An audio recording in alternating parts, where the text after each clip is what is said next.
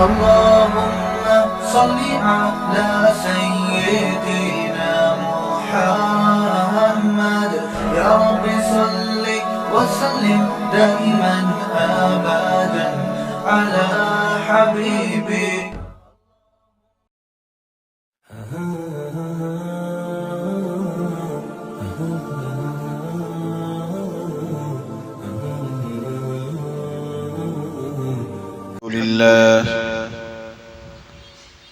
الحمد لله نحمده ونستعينه ونستغفره ونؤمن به ونتوكل عليه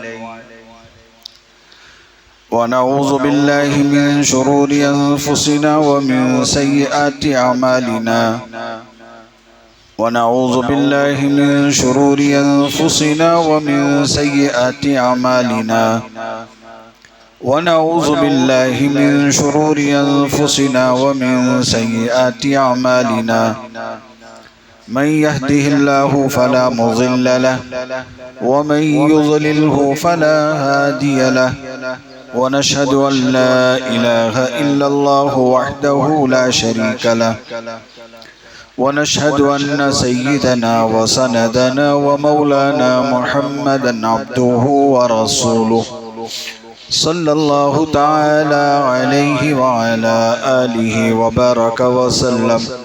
وبارك وسلم تسليما كثيرا كثيرا. أما بعد فقد قال الله تبارك وتعالى في القرآن المجيد أعوذ بالله من الشيطان الرجيم بسم الله الرحمن الرحيم لقد خلقنا الإنسان في أحسن تقويم. وقال تعالى ومن أحسن قولا ممن دعا إلى الله وعمل صالحا وقال إنني من المسلمين. صدق الله مولانا العظيم وصدق رسوله النبي الكريم ونحن على ذلك من الشاهدين والشاكرين والحمد لله رب العالمين.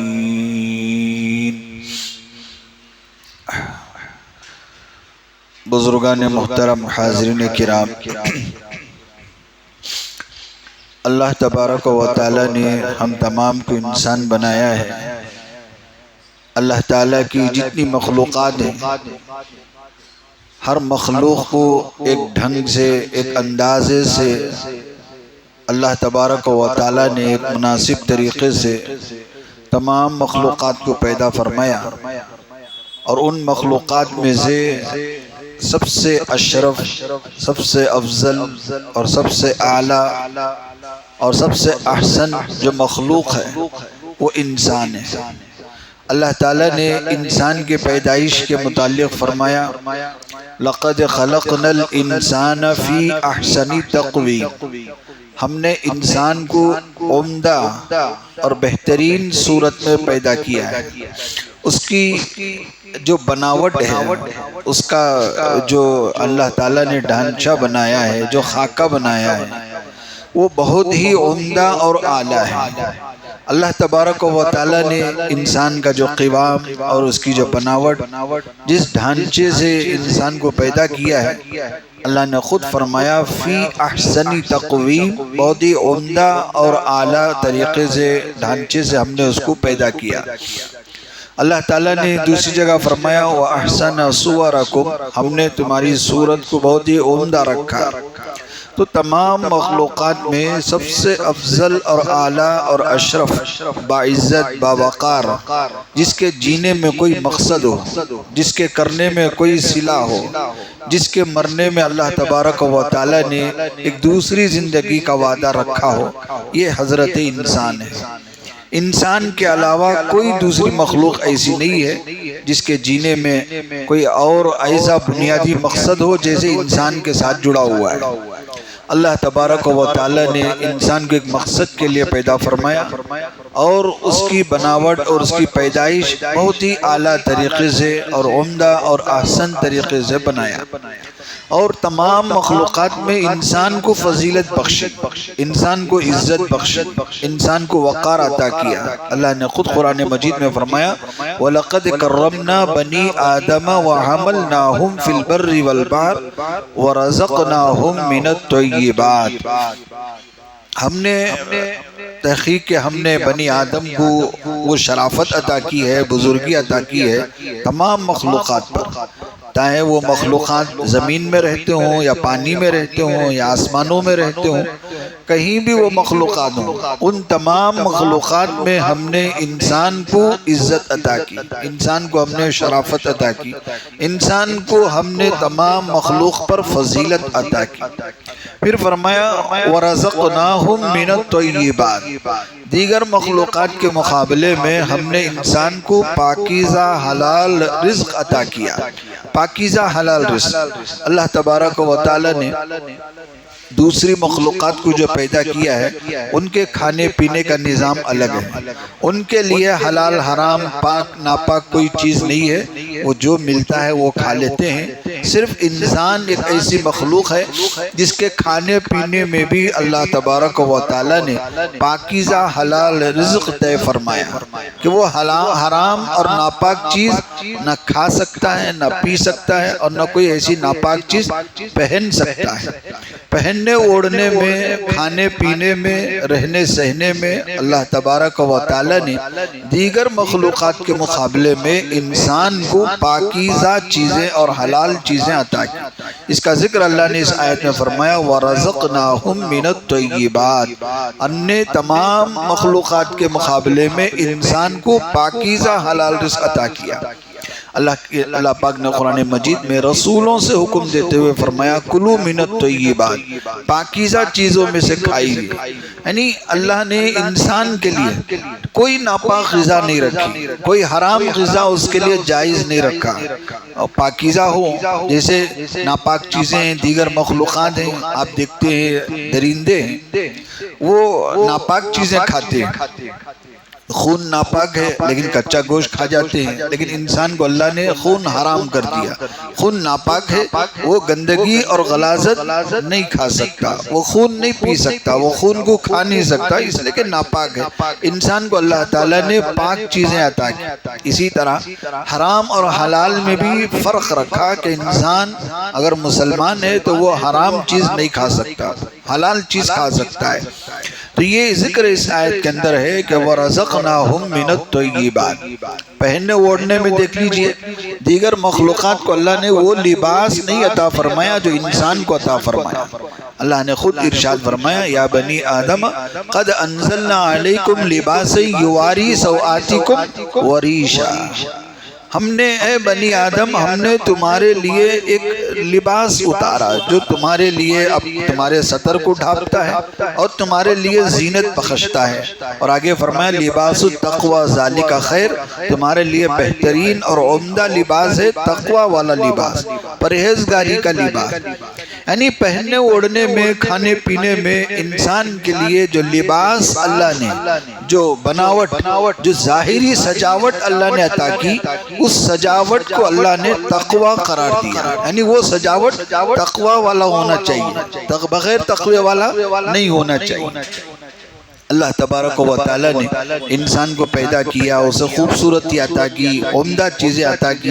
اللہ نے بہت ساری نعمتوں کا تذکرہ جو انسان پر اللہ نے فرمائے اس کا اللہ نے قرآن مجید میں ذکر فرمایا کہ ہم نے تمہیں پیدا کیا ہے، الذی خلقک فسواک فعدلک، ہم نے تمہیں پیدا کیا، مکمل انسان بنایا، اور پورے انسان کے جسم کے جتنے اعضاء ہیں ہم نے ان کو مناسب جگہ پر مناسب ڈھنگ سے رکھا۔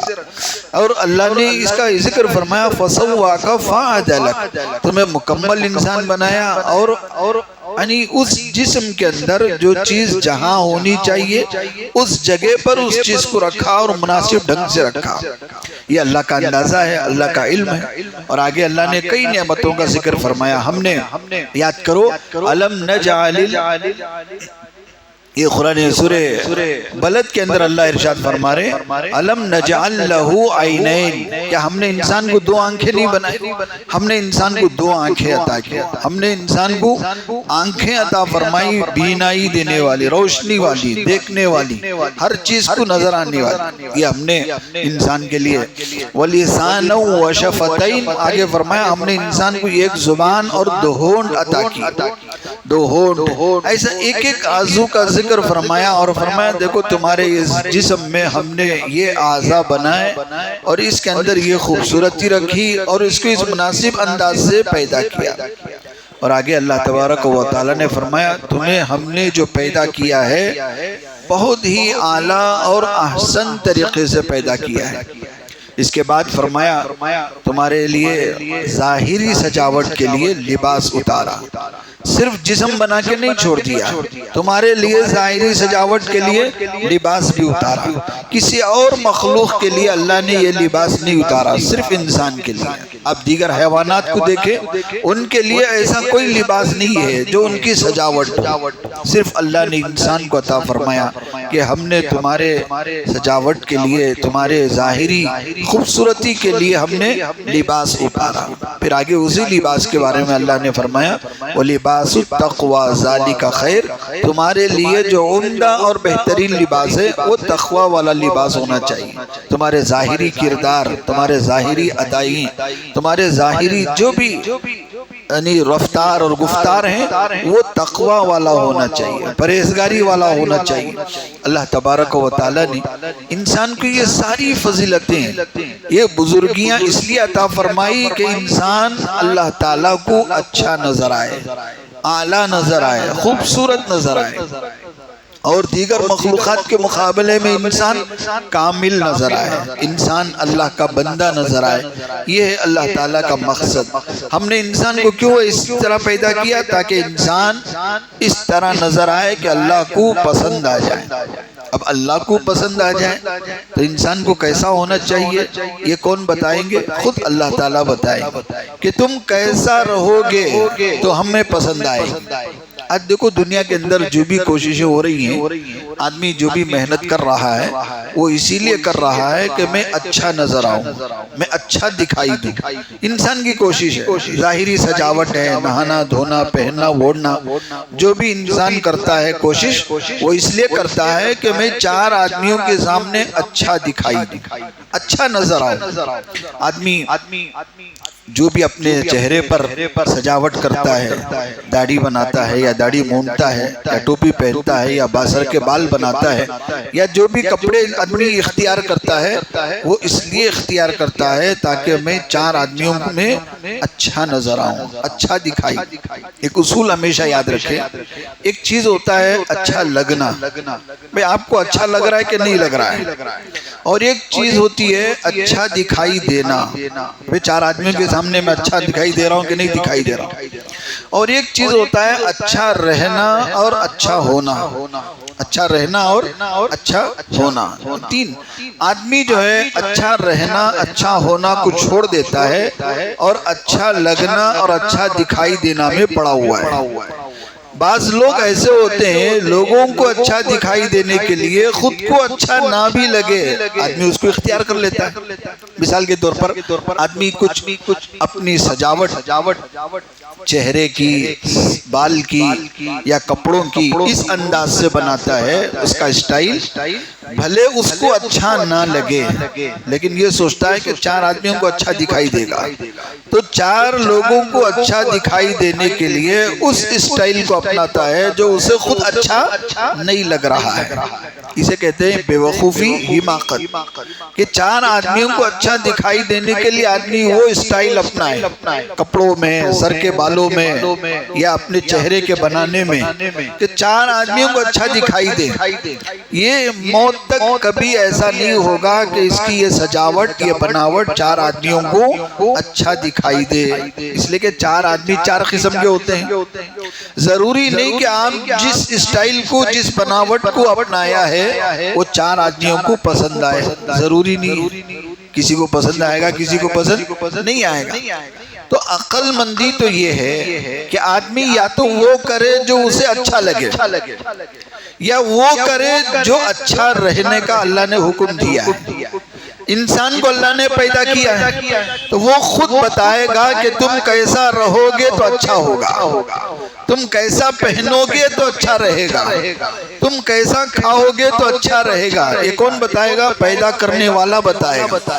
ہمارا اور آپ کا پیدا کرنے والا اللہ تبارک و تعالی ہے۔ اس نے بتایا قرآن مجید میں، اور اس نے بتایا نبی کی زندگی میں۔ نبی کی پوری 63 سالہ زندگی ہمارے سامنے کھول کے رکھ دیا کہ دیکھو یہ ہمارے نبی ہیں، یہ ہمارے پیغمبر ہیں، یہ ہمارا حبیب ہے۔ اس کی ہر ادا اللہ کو پسند ہے۔ کس کو پسند ہے؟ 4 لوگوں کو نہیں، اللہ کو پسند ہے۔ نبی نے جو بھی کیا ہے وہ 4 لوگوں کو پسند آنے کے لیے نہیں کیا۔ اللہ کے نبی نے جو بھی کیا وہ اللہ کو پسند ہے، اس لیے کیا۔ اس لیے اللہ تعالیٰ نے قرآن مجید میں فرمایا نبی تمہیں جو دے دے وہ لے لو، اس لیے کہ اللہ کو پسند ہے۔ اور جو چیز نہ دے منع کر دے کہ بھئی ایسا مت کرو تو تم مت کرو، اس لیے کہ اللہ کو پسند نہیں ہے۔ کہ نبی کوئی بھی کام کرنے کا حکم ہرگز نہیں دیں گے جو کام اللہ کو پسند نہیں ہے، اور نبی کوئی وہ کام کرنے سے نہیں روکیں گے جو اللہ کو پسند ہے۔ تو اصول کیا ہوا؟ نبی وہی حکم کریں گے جو اللہ کو پسند ہے، اور نبی اسی بات سے منع کریں گے جو اللہ کو پسند نہیں ہے۔ اگر یہ ضابطہ، یہ اصول، یہ قانون مسلمان سمجھ جائے تو اس کے لیے سنتوں پر چلنا آسان ہو جائے گا، قرآن کی تعلیمات پر چلنا آسان ہو جائے گا۔ اس لیے کہ مسلمان کو یہ قانون پسند نہیں ہے، مسلمان کو یا تو یہ قانون کا پتہ نہیں ہے، غفلت کی زندگی جی رہا ہے، اور وہ اپنی پسند میں یا لوگوں کی پسند میں جی رہا ہے کہ مجھے 4 لوگوں میں اچھا نظر آئے، بیوی کو پسند آ جائے، اولاد کو پسند آ جائے، یا دوستوں کو پسند آ جائے۔ میرے بھائیوں، جن لوگوں کو اچھا دکھائی دینے کے لیے ہم سب کچھ کر رہے ہیں وہ ہماری قبر میں نہیں ہوں گے، کل قیامت کے دن نہیں ہوں گے۔ جن کو اچھا دکھائی دینے کے لیے ہم نے ٹوپی اتار دی، ہم نے داڑھی اتار دی، ہم نے لباس اتار دیا، ہم نے حلال حرام کی تمیز چھوڑ دی، حرام چیزیں کھانے لگے، کھلانے لگے، اور جن لوگوں کے لیے یہ سب ہو رہا ہے وہ لوگ نہ خبر میں ہوں گے، نہ حشر میں ہوں گے، نہ جنت میں ہوں گے۔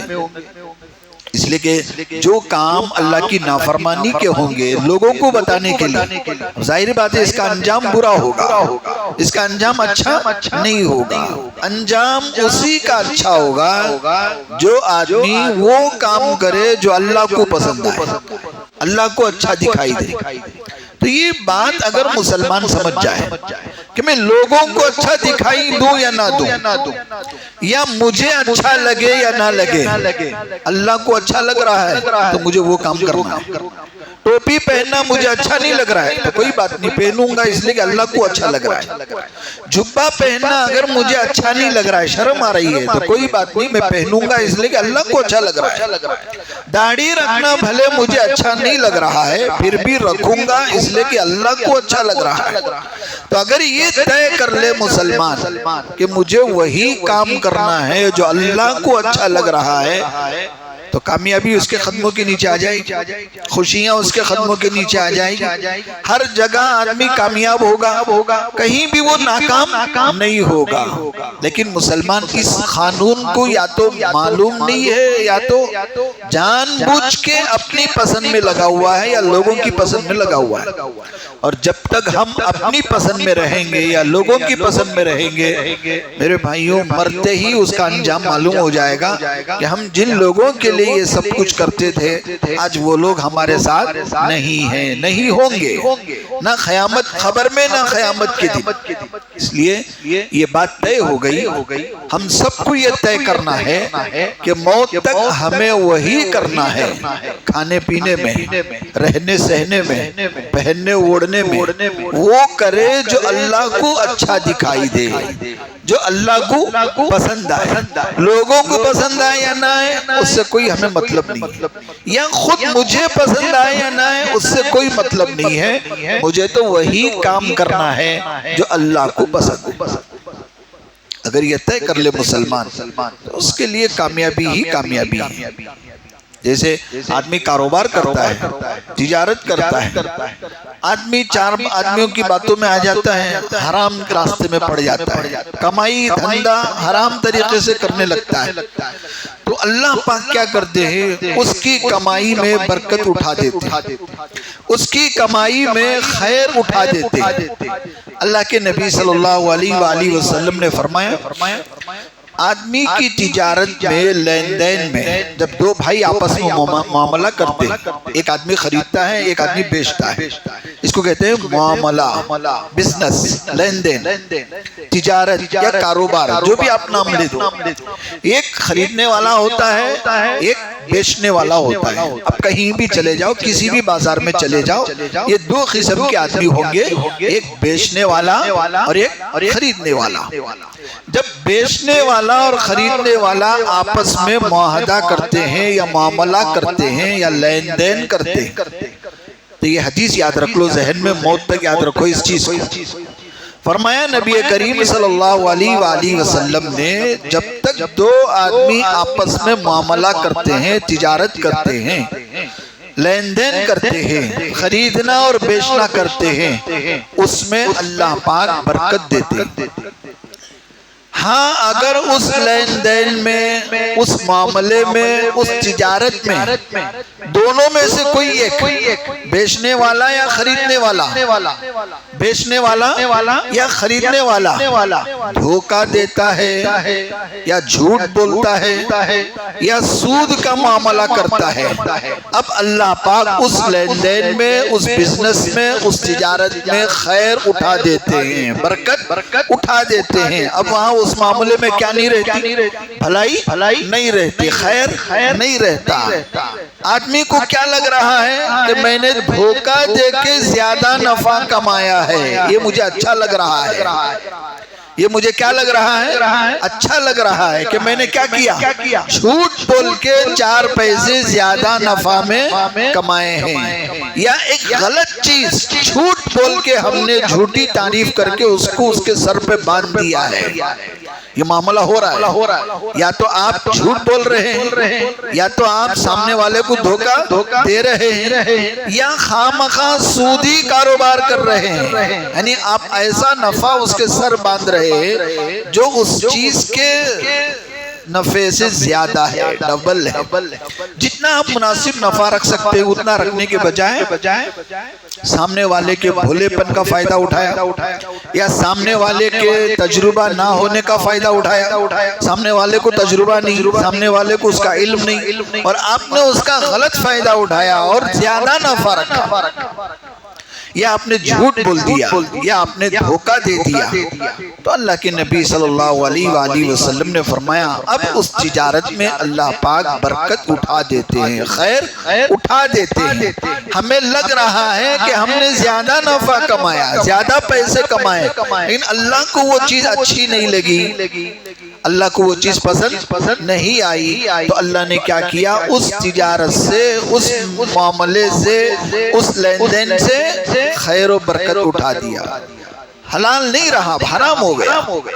ایک دفعہ بازار سے گزر رہے تھے، گیہوں کا ڈھیر پڑا ہوا تھا، اللہ کے نبی صلی اللہ علیہ وسلم نے دیکھا اوپر سے پورا اناج سوکھا ہے، اندر ہاتھ ڈالا، انگلیاں اندر چھوڑی آپ نے اناج میں، غلے میں، اناج کے اندر جیسے اندر آپ نے ہاتھ ڈالا تو اندر کی جو گیہوں ہے وہ بھیگی ہوئی ہے، تر ہے، پانی سے بھیگا ہوا ہے، اوپر کا اناج سوکھا ہوا ہے، اندر کا اناج بھیگا ہوا ہے۔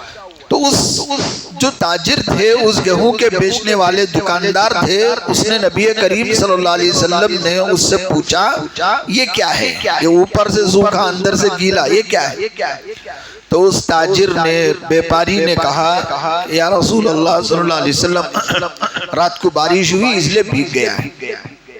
تو آپ صلی اللہ علیہ وآلہ وسلم نے فرمایا یہ جو سوکھا ہوا آپ نے اوپر رکھا ہے، اندر گیلا ہوا چھپانے کے لیے، ایسا مت کرو، جو گیلا ہوا ہے اسے اوپر کرو، اس لیے کہ من غشنا فلیس منا، من غشنا فلیس منا، من غشنا فلیس منا، 3 بار فرمایا کہ جو دھوکہ دے وہ مسلمان نہیں ہے، جو دھوکہ دے وہ مسلمان نہیں ہے، جو دھوکہ دے وہ مسلمان نہیں ہے۔ یہ کیا ہوا اس میں؟ دھوکہ ہوا کہ اوپر سے آپ سوکھا رکھ دیے اور اندر سے پورے گیلے ہیں۔ آپ گیلا گیہوں اوپر کرتے، گیلا اناج اوپر کرتے تو لوگوں کو معلوم ہوتا تھا بھیگا ہوا ہے، وہ سوکھا سمجھ کے لے رہے ہیں اور تم بھیگا دے رہے ہو، یہ دھوکہ ہے۔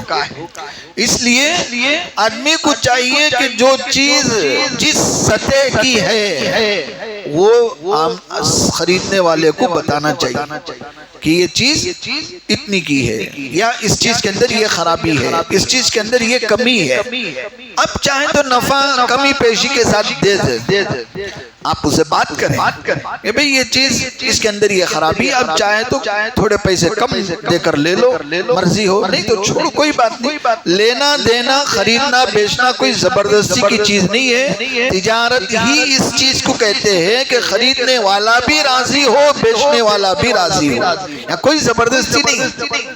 کہ بعض دفعہ ایسا ہوتا ہے بازار میں کوئی گاہک آتا ہے، چیز دیکھتا ہے تو ہم یہ کوشش کرتے ہیں کہ وہ چیز اس کے سر پہ باندھ دی جائے، زبردست۔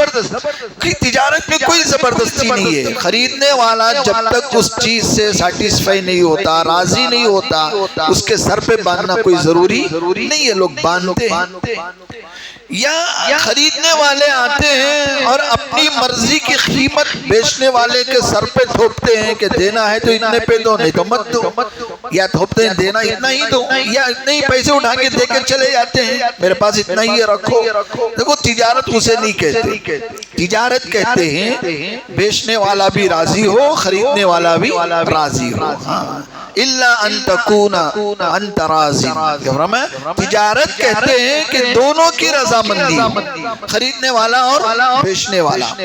خریدنے والا راضی نہیں ہے اور آپ نے سر پہ باندھ دیا، تبھی تجارت جائز نہیں، یا بیچنے والا راضی نہیں ہے اور آپ نے قیمت سر پہ باندھ دی تو یہ تجارت بھی جائز نہیں۔ تو فرمایا زبردستی تھوپ دینا، سر پہ باندھ دینا، یہ ہماری تجارت پہ جائز نہیں۔ اسی طریقے سے جھوٹ بولنا، دھوکہ دینا، یہ ہمیں اچھا لگ رہا ہوگا لیکن اللہ اور رسول کو اچھا نہیں لگ رہا ہے۔ اسی طرح آپ شادی بیاہ میں چلے جاؤ، شادی بیاہ میں ایسے ایسے کام ہوتے ہیں جو کام اللہ کو ہرگز پسند نہیں، اللہ اور رسول کو ہرگز پسند نہیں۔ تو شادی بیاہ میں 2 چیزیں دیکھی جاتی ہیں، اس میں ایک چیز نہیں دیکھی جاتی۔ 2 چیزیں کیا دیکھی جاتی ہیں؟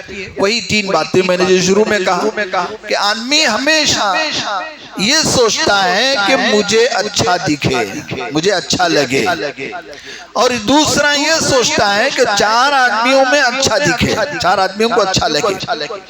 کبھی بھی یاد رکھنا، شادی بیاہ میں جو بھی آپ خرافات کرتے ہیں یا اسراف کرتے ہیں یا فضول کرتے ہیں یا جو بھی ڈیکوریشن کرتے ہیں، جو بھی آپ سجاتے ہیں، جو بھی آپ خرچ کرتے ہیں، 4 آدمیوں میں اچھا دکھے۔ کبھی بھی یاد رکھنا، موت تک یہ 4 آدمی کبھی بھی اس کی تعریف نہیں کریں گے۔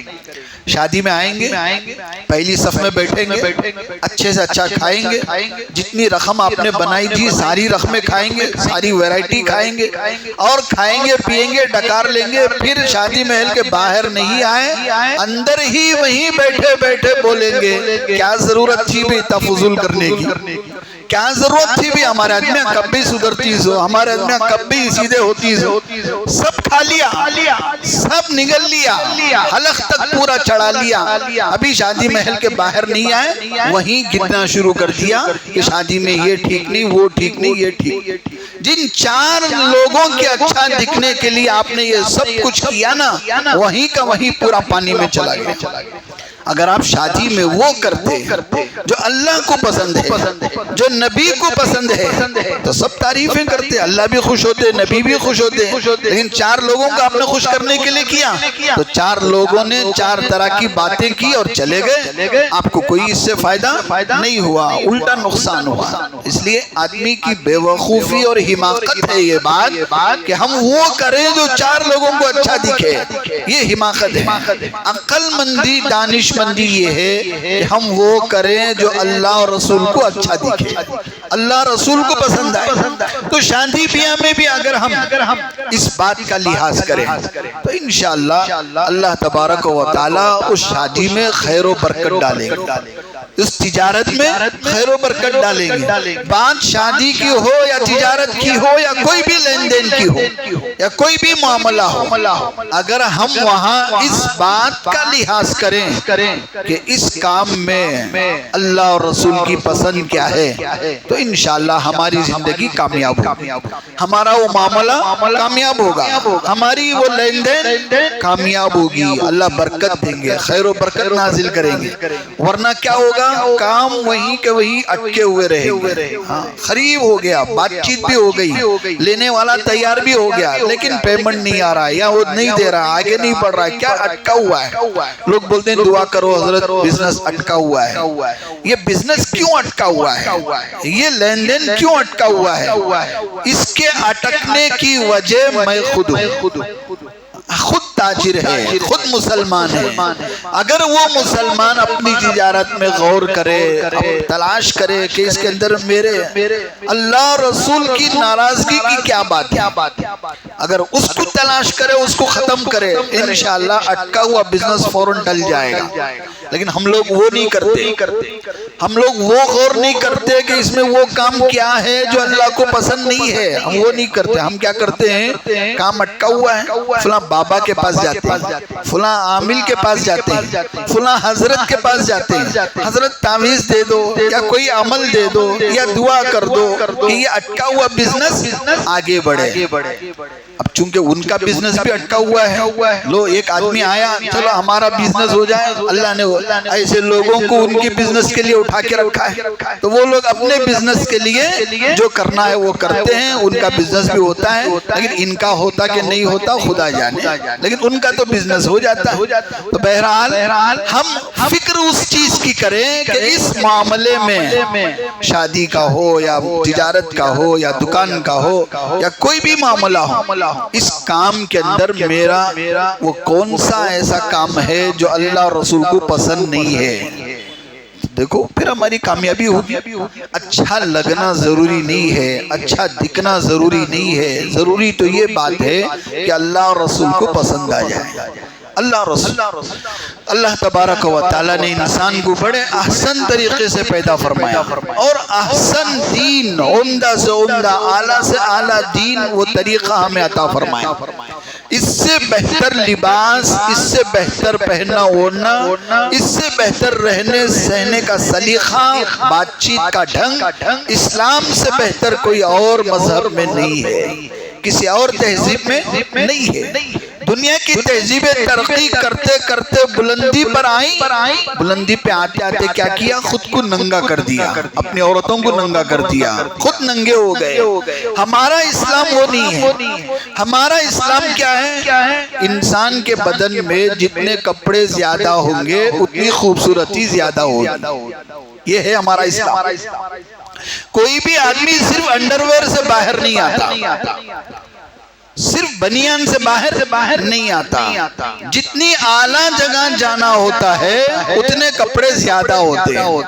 آپ گھر میں ہیں تو آپ لنگی بنیان میں بھی رہ سکتے ہیں، باہر آ رہے ہیں تو اوپر شرٹ بھی پہن لیا، اور آپ کسی کاروبار میں جا رہے ہیں، بازار کو آ رہے ہیں تو ماشاءاللہ اچھے سے اچھا کپڑا پہن لیے، پھر شادی میں جا رہے ہیں اوپر سے صدری بھی پہن لیا، کوٹ بھی پہن لیا، اور کسی تقریب میں جا رہے ہیں آپ کے لیے خاص یہ پلان سجایا گیا ہے تو صدری کے ساتھ آپ نے شایا بھی پہن لیا، اور ماشاءاللہ کسی نے پگڑی بھی باندھ لی، اور اوپر سے آپ نے رومال بھی اوڑھ لیا تو اور خوبصورت لگیں گے۔ تو کپڑے جتنے زیادہ ہوں گے انسان یعنی مسلمان اتنا خوبصورت نظر آئے گا، اور جتنا کپڑے گھٹتے جائیں گے اتنا عیبدار نظر آئے گا۔ لیکن آج کی یہ دنیا کی تہذیب اوپر جاتے جاتے اس نہج پر آ گئی، اس سطح پر آ گئی کہ جتنے ننگے ہوں گے اتنی ترقی ہوگی، یہ حماقت ہے۔ ہمارا اسلام تو کپڑوں میں خوبصورتی رکھا ہے اور ان کی تہذیب ننگا ہونے میں رکھا ہے، تو یہ اسلام اس چیز کو پسند نہیں کرتا، اس لیے فرمایا اسلام بڑا خوبصورت ہے۔ یا بنی آدم قد انزلنا علیکم لباسا یواری سوآتکم، اے بنی آدم ہم نے تمہارے لئے لباس اتارا ہے جو تمہارے سطر کو ڈھانپتا ہے، وہ ریشہ، اور آگے فرمایا لباس صرف سطر کو نہیں ڈھانپتا، تمہارے لیے خوبصورتی بھی دیتا ہے۔ اب بتاؤ اسلام میں لباس کا پہلا مقصد کیا ہے؟ سطر چھپانا۔ پہلا مقصد فیشن نہیں ہے، پہلا مقصد کیا ہے؟ سطر چھپاؤ۔ دوسرا مقصد ہے فیشن۔ اگر آپ کا فیشن ایسا ہے کہ آپ کے سطر کو نہیں چھپا رہا ہے، وہ فیشن اسلام میں پسند نہیں ہے۔ پہلے سطر پھر بعد میں فیشن۔ اگر آپ نے فیشن کو پہلے رکھا، سطر کو چھوڑ دیا، تو یہ اسلامی لباس نہیں ہے۔ اسلامی لباس کسے کہتے ہیں کہ آپ کا لباس پہلے سطر کو چھپائے پھر بعد میں فیشن۔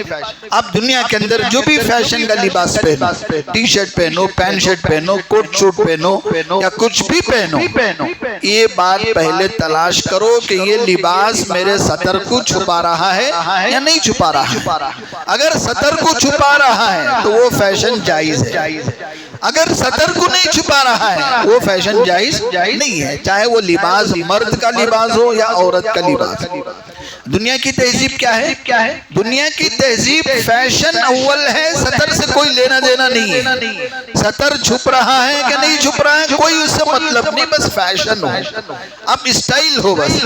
ہمارے اسلام میں اسٹائل پہلے نہیں ہے، فیشن پہلے نہیں ہے، ہمارے اسلام میں پہلے سطر ہے۔ سطر چھپانا فرض ہے، نماز میں بھی، نماز کے باہر بھی، گھر کے اندر بھی، گھر کے باہر بھی، آپ کہیں بھی رہو سطر چھپانا فرض ہے۔ میاں بیوی کے علاوہ کسی اور دو آدمیوں کے بیچ میں سطر کھولنا ہرگز جائز نہیں ہے۔ ایک عورت دوسری عورت کے سامنے سطر نہیں کھول سکتی، ایک مرد دوسرے مرد کے سامنے سطر نہیں کھول سکتا، الا یہ کہ وہ ڈاکٹر ہو، طبیب ہو یا معالج ہو، اور جتنی مقدار کھولنا ہے اتنی مقدار کھولنا ہے، پورے طور سے ننگا ہو جانا بھی اسلام میں جائز نہیں۔ تو معلوم ہوا ننگا ہونا گناہ کبیرہ ہے، ننگا ہونا گناہ کبیرہ ہے۔ آدمی تنہائی میں ہے، اکیلے میں ہے، غسل خانے میں ہے، ننگا ہو کے نہا سکتا ہے، جائز ہے، لیکن اسلام میں پسند نہیں ہے۔ بلکہ کیا فرمایا نبی پاک صلی اللہ علیہ وسلم نے کہ اگر تم غسل خانے میں اکیلے بھی ہو تب بھی ایک چادر باندھ لو تاکہ اللہ سے شرم ہو، اگر خدا سے شرم ہو کہ خدا تو دیکھ رہا ہے۔ اس لیے اگر تنہائی میں حمام میں غسل خانے میں اکیلے میں نہ رہے ہو، وہاں بھی ایک چادر سے لپیٹ لو تاکہ اللہ سے شرم ہو۔ تو آپ صلی اللہ علیہ وآلہ وسلم جب استنجا خانہ جاتے تھے، بیت الخلا جاتے تھے، تو آپ سر میں کپڑا اوڑھ لیتے تھے۔ کیوں؟ اللہ سے شرم تھی، اللہ سے شرم کرتے ہوئے آپ سر میں کپڑا اوڑھ لیتے تھے۔ تو معلوم ہوا اسلام میں بیت الخلا میں جانا ہے تو بنیان سے یا بغیر بنیان کے جانا یہ سنت کے خلاف ہے۔ آدمی کو چاہیے کہ استنجا خانہ بھی جا رہا ہے تو اوپر سے کوئی چادر اوڑھ لے یا سر میں ٹوپی پہن لے۔ ننگے سر جانا، یہ ننگے دونوں مونڈھے ننگے رکھ کے جانا اسلام میں پسند نہیں ہے، یہ سب اسلامی طریقہ ہے۔ تو میرے بھائیوں ہم کیا کر رہے ہیں کیا نہیں کر رہے ہیں اس سے کوئی مطلب نہیں ہے، مطلب تو تب ہے کہ ہم جو کر رہے ہیں وہ اللہ اور رسول کو پسند ہے یا نہیں ہے، یہ دیکھنا چاہیے، وہی مسلمان کا کام ہے۔ ورنہ مسلمان ہونے میں کافر ہونے میں کیا فرق رہا؟ کافر کے لیے کوئی تمیز نہیں، وہ جیسا چاہے رہے گا، لیکن مسلمان کے لیے اس بات کی گنجائش نہیں کہ جیسے چاہے رہو، بھائی آپ مسلمان ہو۔ مسلمان ہونے کا ناطہ اور رشتہ یہ ہے، اس کا مقصد کہ آپ ویسے رہے جیسے اللہ اور رسول کو پسند ہے۔ اللہ رسول کو جو طریقہ پسند نہیں ہے وہ چھوڑ دو، اور جو طریقہ پسند ہے اسے اپنا لو، اور یہ مت دیکھو کہ یہ آپ کو پسند ہے کہ نہیں ہے، یہ آپ کو اچھا لگ رہا ہے کہ نہیں لگ رہا ہے، کوئی ضروری نہیں ہے، آپ کو بس اتنا دیکھنا ہے کہ اللہ اور رسول کو پسند ہے یا نہیں، اس لیے کہ وہی ہمارا پیدا کرنے والا ہے۔ جو چیز بنانے والا ہوتا ہے، بنانے والا خود بتائے گا کہ اس کو کیسے رہنا ہے، ایک سائیکل بنانے والی کمپنی ہوتی ہے، ایک اسکوٹر بنانے والی کمپنی ہوتی ہے، وہی کمپنی بتائے گی کہ اس کو کیسے چلانا ہے، کیسے رکھنا ہے۔ یہ بنانے والا وہ ہے، بنانے والے نے بنا دیا اور آپ لے کر آئیں اور اپنی مرضی سے چلائیں تو آپ کو اس چیز سے فائدہ نہیں ہوگا، اور آپ کو اس چیز سے فائدہ نہیں ہوگا تو آپ کمپنی سے شکایت نہیں کر سکتے کہ بھئی آپ نے کیسی چیز دی، اس میں فائدہ نہیں ہو رہا ہے، گاڑی نہیں چل رہی ہے، تو غلطی آپ کی ہے، قصور آپ کا ہے۔ آپ کو اس چیز کو چلانا ہے، اس چیز سے فائدہ اٹھانا ہے تو کس کی بات کو ماننا ہے؟ کمپنی کی بات کو ماننا ہے۔ یہ نہیں کہ میں نے لاکھوں روپے دیے ہیں، میری مرضی سے میں چلاؤں گا، تو آپ اپنی مرضی سے نہیں چلا سکتے۔ بنانے والا خود بتائے گا کہ اس کا انسٹرکشن کیا ہے، اس کا انسٹرکشن کیا ہے، اس کا طریقہ کیا ہے، وہ خود بتائے گا۔ تو میرے بھائیوں، ہمارا پیدا کرنے والا بھی اللہ تعالیٰ ہے، ہم اپنی مرضی سے نہیں جی سکتے، ہمیں اللہ کے بتائے ہوئے طریقے سے جی سکتے ہیں۔ جینا ہی ہے کہ وہی بتائے گا کہ آپ کو کیسے جینا ہے، آپ کا پہننا اوڑھنا کیسا ہو، آپ کا کھانا پینا کیسا ہو، آپ کا رہنا سہنا کیسا ہو، آپ کی شادی بیاہ کیسی ہو، آپ کی تجارت کیسی ہو، یہ سب اللہ بتائے گا۔ کیوں؟ اس کے مالک اللہ ہے۔